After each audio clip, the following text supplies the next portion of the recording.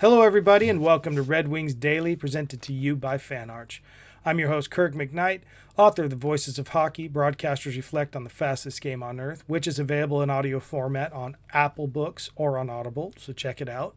Coming to you from the southwest corner of Washington State, 2,454 miles from Little Caesars Arena. Now, before we get to the preview of tonight's Florida-Detroit game, I want to thank everyone who has been subscribing. We had quite a jump between yesterday and today, and I'd like for those numbers to increase. If you haven't subscribed to this channel, I invite you to do so. I will continue to give plenty of information on Red Wings games, recaps, previews, but also we have other segments like Tantrum Tuesday and Throwback Thursday. I mean, these are times where we can talk not just about the Red Wings, but maybe some other things happening in the league.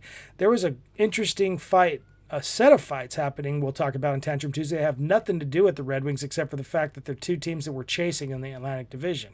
But also we have Throwback Thursday, which basically is going back to a time of a moment in Red Wings history that's looked upon with fondness. Obviously, a great moment to share and to remember back in the days when we were winning 4 Stanley Cups. When we were having the blood feud, or even before those days. So I recommend just subscribing if you haven't already, because I will continue 5 days a week to give you all that I can give you in a 15-minute period. So let's get back to the action. We're going to take on the Florida Panthers. This is the third game, so it's 1-1 so far. We won early in the season amidst our 5-game winning streak, I'm pretty sure, right there, back there at LCA. And then, obviously, we lost last Friday to Bob, and 3-1, and Bob was on point. The only goal we got past Bobrovsky was on a 2-man advantage. So he was basically standing on his head against us, and we didn't have the answer, and we ended up losing. And we lost Dylan Larkin in the game too. He wasn't able to play against New Jersey. We were still able to win against a pretty much depleted New Jersey team right now.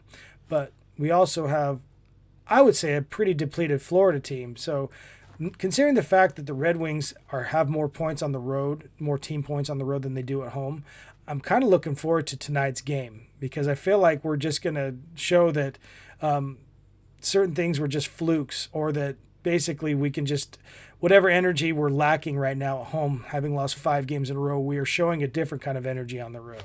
So looking at the stats, we obviously brought some of these up on Friday's show going into Friday's game, but I'll repeat a couple of them. The advantages are as follows. Offense, Florida goes. Power play goes Detroit. Penalty kill goes Florida. Penalty minutes goes Detroit. Now, this is a point I want to bring up, because maybe with us being in the penalty box less, which has been a great attribute and an asset that we have really carried on our shoulders a lot this season, and haven't gotten ourselves in too much trouble, and has kept us in these close games, and we've been able to win in these close games by not being in the penalty box and basically losing in regulation. That being said, on Sunday against New Jersey, we basically were on the power play 5 times. We got 1 out of those 5.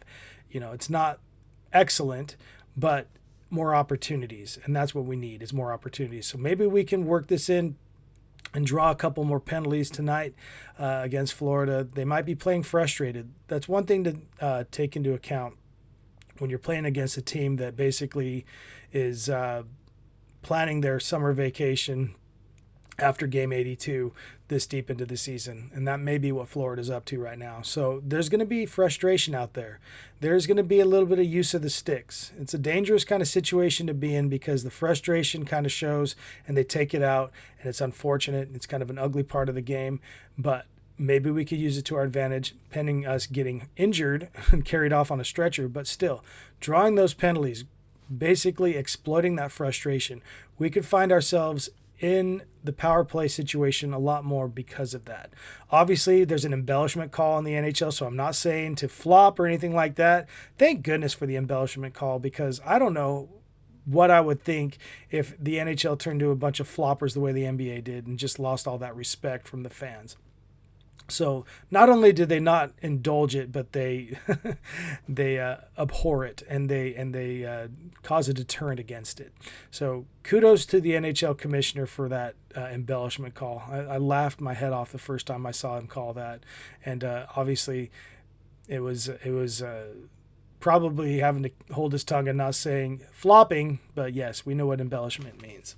So obviously tonight we're going to have to figure out what to do without Larkin. We don't know if he's going to play or not, but he's on the road, or he's on the road trip with us. So whether or not he's playing tonight or not, we just got to get our wits together and just try to find a way to beat Bob the way we didn't find a way last Friday. We got to find that way tonight.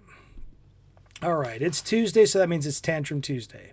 Basically, I'm going back to the game I even discussed yesterday's show between Buffalo and Tampa Bay. I didn't mention all the fights that happened. There were 120 or 102 penalty minutes issued in that game. Was that a Saturday night or was that Sunday's game? I think it was Sunday's game. But yeah, 8-7 win for Buffalo to put them in first place over Tampa Bay. I already mentioned that Buffalo's 25-5-2 over their last 32 games, but this was quite a night.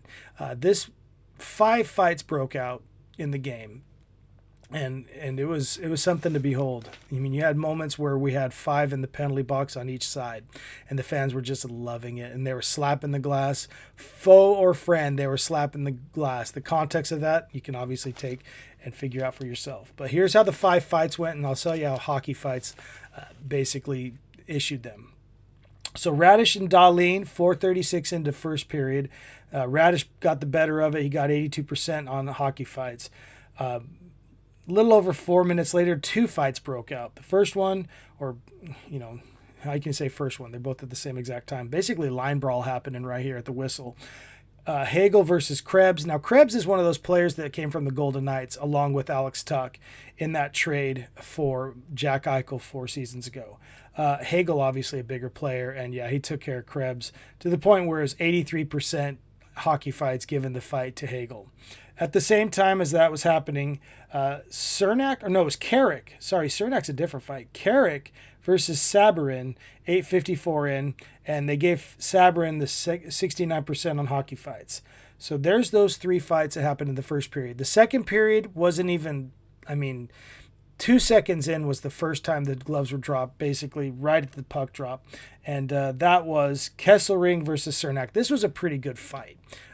They gave this one, this is why it was a good fight. It was labeled a draw, not too one-sided. So, and then 4 seconds later, this was Perry versus Mallinston.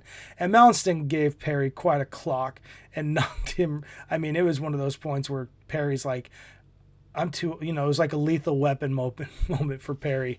He's like 38, 39 years old. He's like, yeah, I took a hit like that. I'm going down. I don't know if it really hurt me as hard, but there's no point in me fighting this kid. So that fight obviously went to Malliston, 82%. So of the 5 fights, it was 2-2-1. So that in and of itself is a push, especially with the draw there. So it was entertaining, an 8-7 game, couple of lead changes here or there, and strings of 3 straight goals, 5 straight goals, and then 3 straight goals to finish it off for Buffalo and put themselves in first place. It was a beautiful night for hockey. It's good to know that people still can expect, or maybe not expect, but can still find that kind of game in today's game. Obviously, it's gone a long way away from fighting and these line brawls like they used to have all the time in the 60s, 70s, and 80s, but they're still capable of happening. That's why this is such a beautiful sport, because any given night you can have this brand new rivalry. Like you would think that this was a rivalry already, the way they went at each other, but this is just a first and second place team trying to establish some kind of supremacy, and Buffalo riding the hot streak, and obviously the frustration out of Tampa Bay riding the slow streak. So it was a great night to witness some pretty good fights and some pretty good offense. Definitely no defense in that game. So here we go. It's time for our annual checkup, which doesn't really make sense because this is like the 4th time I've run this segment, and I obviously haven't been having this show for a year. So I think you want to call this the quarterly checkup, or we'll just call it the checkup, because I really just want to go as we get closer to the end of the season. I just really want to see where we are compared to 2 seasons ago and a season ago. More preferably to 2 seasons ago. That was the season where we lost, or basically were eliminated finally during the shootout of game 82. Like, that's how close we were to making it, but a tiebreaker going Washington's way, and we were basically packing our bags after 82, and yet another season without a playoff appearance. So the pace, basically, we'll talk about more in this segment, is our pace as opposed to 2 seasons ago. So we are 12 points. Basically, if we were to get 12 points over our remaining 18 games, we would basically be at the pace we were that 23-24 season. So we are 3.5 games ahead of what we were 2 years ago. So what to think about, though, is the fact that 8 of our next 18 games are against playoff teams, and 10 of our next 18 are against non-playoff teams. Now, that may seem like good news, but the way the consistency has not been there for the Red Wings against these teams we should be beating, and the way the consistency has been against these teams that we're looking to probably beat us, it's kind of a coin flip to see whether or not it's good news or bad news that we're playing a non-playoff team or a playoff team. Really, the way it's going right now, I kind of would rather be playing the playoff-bound teams and just surprising them than being surprised by some of these teams like Florida or like Los Angeles. So I don't know what to think about the fact that 10 of our next 18 or our last 18 are against non-playoff teams, because it's, they say the term any given Sunday in the NFL, any given day that ends in Y in the NHL. So, but the fact that we are 3.5 games ahead of that pace of 2 years ago is very comforting, especially if we can manage to have a good March this year as opposed to the last 2 years. So to wrap up the show today, I just want to talk about some of the lines that are basically presenting themselves with Larkin out of the lineup. And the top line right now is Showtime, Cat, and Cop. And on the first defensive line, we got Mo and Eds. Solid defense right there. And the solid offense, if you don't mind me saying, with those three, just looking to light it up a little bit. Finns and Casper and Raymond are on the second line. Second defensive line, our newly acquired Justin Falk.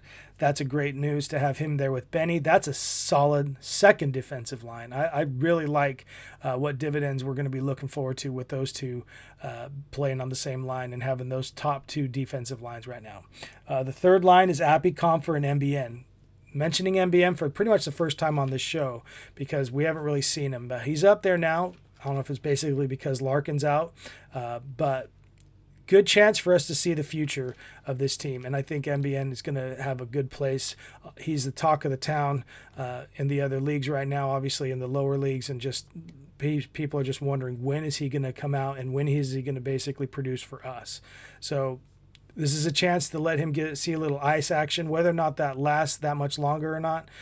It just depends, but we got Shine also, and that's speaking of Shine. He got his first goal of his career the other night, and we got on that fourth line. He's there with Big Rass and JVR, and JVR is the one who fed him on that goal on Sunday. So he's in some good company. JVR obviously might not want to play on the fourth line, but if that's a good place we can put him and he can click with Shine there, that's good enough for me. And Big Rass also can produce because JVR's got that experience and he's got the sweet passes right now. He's just got the sweet touch of the puck. So wherever, which is good because that means we can rely kind of on DeBrincat and Raymond on those other lines and see how JVR can help the fourth lines as we go. So we'll have to see how these lineups shake up tonight. If Larkin is back in lineup, which I don't think he will be. I think we might have to have him off for one more day and maybe try to prepare for Tampa Bay or even Dallas. But if that's the case, then the lineups that you just heard me repeat basically are what we'll be seeing tonight. And hopefully we can get some offense. Like I said, it's going to be tough to get past Sergei. Bobrovsky is a solid goaltender. But if we can get on his bad side and get him in his own mind and get him gripping the stick a little bit too tightly and get a 2 or 3 goal explosion out of ourselves, we can definitely take this second and have that second win in a row that has been eluding us for almost 2 months now. So in the meantime, we'll talk tomorrow about tonight's game, give a little bit of recap, see where we are as far as being over humps or not, and then just talk about a little of the action going on and how we are standing in the Atlantic Division. So until then, LGRW from the PNW.